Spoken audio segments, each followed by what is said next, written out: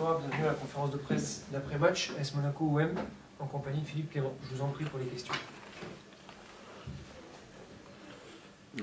Bonsoir, comment vous avez vécu ce match et ce dénouement cruel? Est-ce que vous pouvez un peu nous parler de votre lecture à vous de ce match dans lequel il y a eu beaucoup de rebondissements? Comme tu dis, cruel, hein? Le premier mi-temps, c'était en équilibre, mais je n'étais pas content de certaines phases, certains moments de malorganisation de mon équipe. Nous avons parlé de ça pendant mi-temps, nous avons montré des images pour améliorer ça, pour créer plus des occasions et d'être aussi plus stable défensivement. Et le deuxième mi-temps, nous avons dominé, nous avons joué bien avec ballon, nous avons créé des occasions, nous avons marqué le but très important, le 2-1, et tout était dans nos mains. Ils n'étaient pas des occasions pour Marseille. Et pour moi, à la fin, et je dois dire d'abord que pour moi, l'arbitre d'aujourd'hui, c'est pour moi un des meilleurs en France. Et ça ne change pas après ce match. Mais il y a deux décisions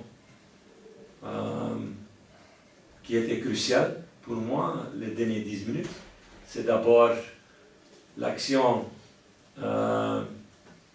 au milieu avec Brelin Bolo, qu'il est taclé comme dans le rugby où je pense avec judo on donne un 10 points pour ça, que les choses que le défenseur il a fait.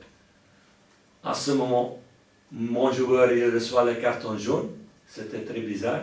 30 secondes après, on reçoit le but. C'est une chose, oui, très cruciale cette phase. Et à la fin, Payet, qui est un grand joueur avec beaucoup d'expérience, était entre trois joueurs et il voulait seulement une chose, c'est tomber. Et il n'était pas un vrai contact à ce moment.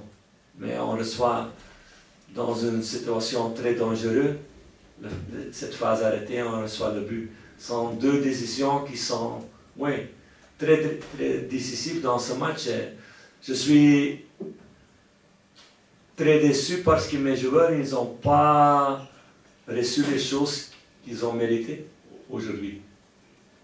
Certainement avec ce deuxième mi-temps qu'ils ont fait.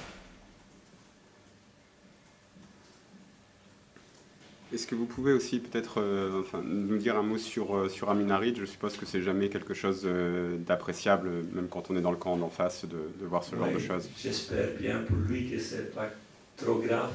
Je ne sais pas qu'est-ce qui est passé avec lui.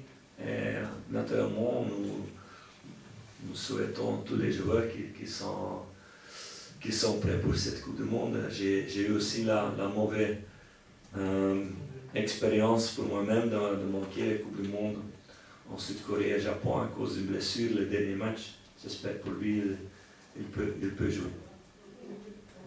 Et comment vous expliquez le fait que votre équipe ait quand même été pas mal dépassée en début de première période? Est-ce que c'est vraiment l'Olympique de Marseille qui vous a dominé ou est-ce que c'est plutôt des erreurs de votre part?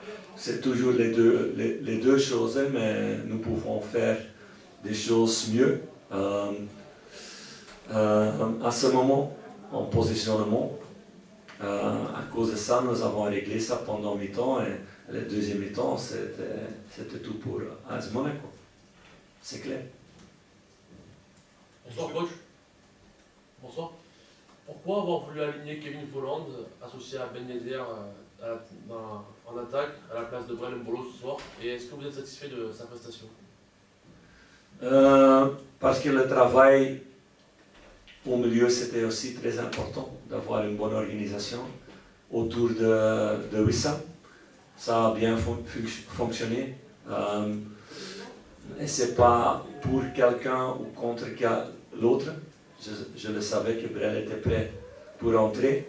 On devait changer Wissam parce qu'il était blessé au bras. Qui n'était pas aussi l'idée à ce moment de de lui remplacer, mais ok, il était blessé. Ça, c'est la vie à ce moment. Et la connexion était bien, et Brel a bien rentré dans le jeu. Et normalement, c'est carton jaune ou carton rouge pour le défenseur de Marseille. À ce moment, tout le monde dit que Brel Mbolo était très important. Et au niveau justement de la complémentarité entre Ben Yedder et Voland à la pointe de l'attaque, qu'est-ce que vous en avez pensé justement par rapport à ça? Oui, qu'ils étaient des phases bien, ils étaient des phases qui étaient moins comme dans tous les matchs, mais ils sont toujours dangereux ensemble. Mais ils sont aussi toujours dangereux avec un Mbolo. Et ça, c'est nos forces des dernières semaines et mois, qu'on peut faire une rotation parce que nous avons eu le plus de matchs que toutes les équipes en France, ensemble avec Nice, je pense. Et la rotation, ça a fonctionné bien, que tous les attaquants, ils ont marqué des buts et ils ont fait le travail pour l'équipe, chaque 3 jours. Bonsoir coach. Qu'est-ce qui vous a fait choisir Axel Disasi comme latéral droit dans une défense à 4? Parce qu'Axel a fait un bon match contre Étoile Rouge dans cette position. Et c'était aussi pour les phases arrêtées. C'était important parce qu'on le savait que Marseille est très fort avec ça. Nous sommes aussi très forts avec les 3 grands, avec Benoît, avec Maripan et avec Axel. Et ça, c'était le choix et j'avais toujours le choix de changer avec Vanderson si c'était nécessaire. Et ce n'était pas nécessaire parce qu'Axel a joué un grand match, certainement le deuxième mi-temps aussi. Et Ruben Aguilar était disponible aussi pour ça? Non. Ruben, il était dehors pendant 8 semaines. Il a entraîné les dernières 2 semaines, mais il a eu des petits pépins les derniers jours avec les quads, avec son pied aussi un petit peu. Je ne voulais pas prendre des risques avec lui qu'il retombait dans une blessure. Maintenant, dans un match et aussi sans rythme de jeu, il n'a pas joué pendant plus que 2 mois à cause de ça. À la mi-temps, coach, bonsoir. Vous avez rectifié certaines choses et l'ASM était bien mieux. Qu'est-ce qui s'est passé avant qu'il y ait ces décisions arbitrales? Qu'est-ce qui s'est passé pour que Marseille reprenne le dessus ou plutôt que Monaco perde un peu pied?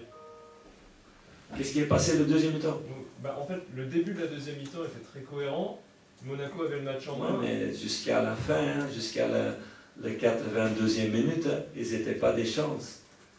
Nous avons eu les chances de marquer le 3e but. Cette situation avec un Mbolo, regarde bien ça. Ils peuvent aller seuls devant le but quand il reçoit le ballon. Et le joueur, il fait un tacle de rugby. Et nous recevons en ce moment un carton jaune. C'était très spécial. Et 30 secondes après, nous encaissons le 2-2. Mais avec le 2-2, ok, ça peut arriver dans des matchs comme ça avec 2 bonnes équipes. Et je pense qu'en ça reste 2-2, nous sommes le vainqueur moral de ce jeu avec ce deuxième mi-temps. Mais à la fin, ça tombe très mal avec la dernière action. Et cette faute sifflée qui est très légère. Parce que quand tu siffles pour ça, tu dois siffler 100 fois par match, je pense. Et on ne joue pas le foot. Très bien, merci beaucoup, bonne soirée à tous. Merci.